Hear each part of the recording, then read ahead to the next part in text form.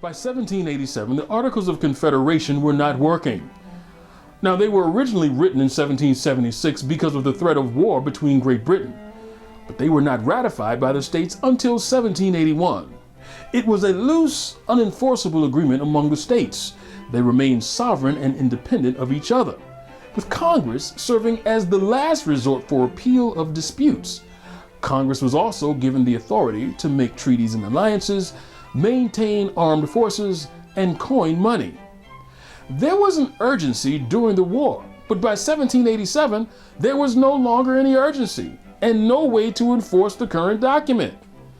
It's like going up to a state and saying, do you think you may pay the taxes that you've been assessed?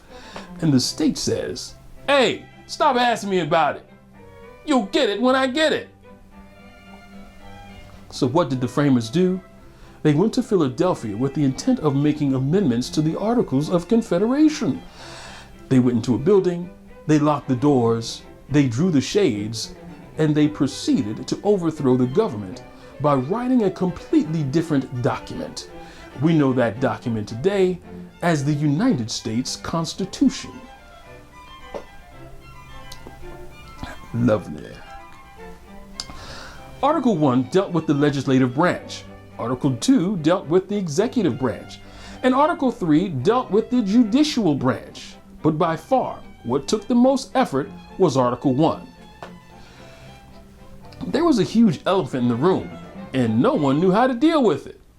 If you talk too much about getting rid of the elephant, the southern states would not ratify. Conversely, if you talk too much about keeping the elephant, the northern states would not ratify. What was the elephant in the room? It was the institution of slavery. So what did the framers do? They actually did something that would be considered somewhat genius. You don't see it much these days. They compromised. They made 3 provisions for slavery. First, they weren't going to even talk about the importation of human beings for the next 20 years. Now, they could talk about it in the parking lot. They just couldn't talk about it in the Congress. Second, for every individual who was not considered free, those individuals would be considered 3/5 towards taxation and representation.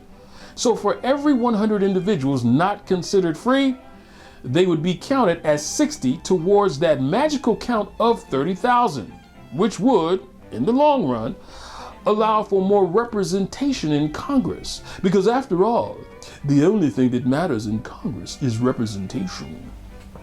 Lastly, if you owed a debt, crossing the state line would not absolve you of that debt.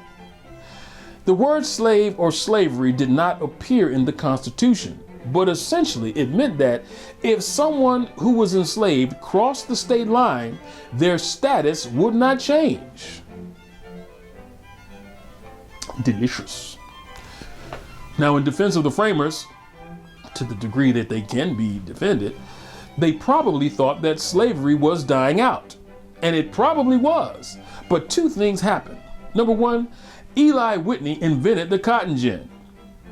If it took an individual all day to get 1 bale of cotton, the cotton gin would allow the same person to produce 50 bales of cotton. Eli Whitney thought it was more humane because it would require less individuals working on the plantations.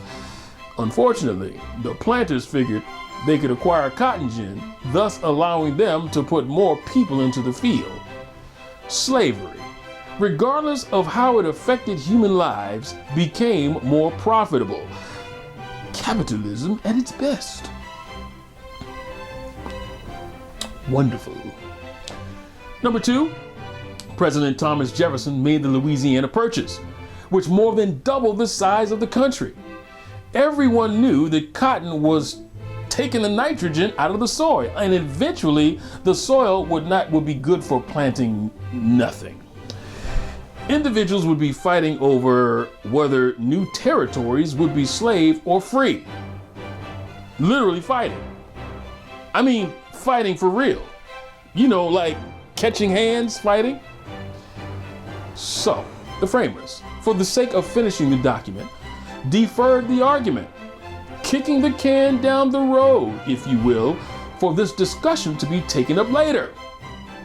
Would this discussion be revisited at a later date? Oh my, you'd better believe that it would.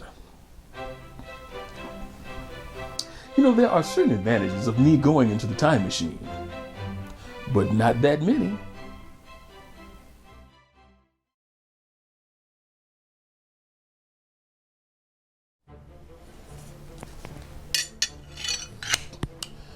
So the story continued 75 years to the date.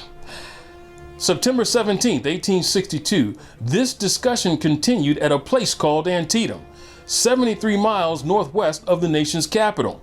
This time, 38,000 individuals joined the conversation.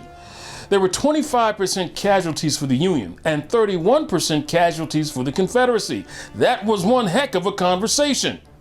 Close to 22,000 individuals would not be able to report to work the next day. Had McClellan pursued Lee the next day, the Civil War may have ended in 1862. He did not, and Lee escaped back into Virginia. McClellan was a bit sympathetic to the South, and Mr. Lincoln was not 100% in love with McClellan's attitude. Eventually, he would run against Mr. Lincoln for the presidency in 1864 on a ticket to negotiate a peace at all costs end to the war. 5 days later, Mr. Lincoln was able to present his preliminary Emancipation Proclamation, which had been in his desk for quite some time. He was holding it there until there was a decisive Union victory on the battlefield. It declared that the Confederate States had 100 days to come back to the Union, or the individuals over whom they claimed ownership shall be thenceforth and forever free. The Confederacy would not adhere to Mr. Lincoln's request, and so on January 1st, 1863, Mr. Lincoln's Emancipation Proclamation would go into effect. But what did the Emancipation Proclamation really do? Stay tuned, we'll discuss that later.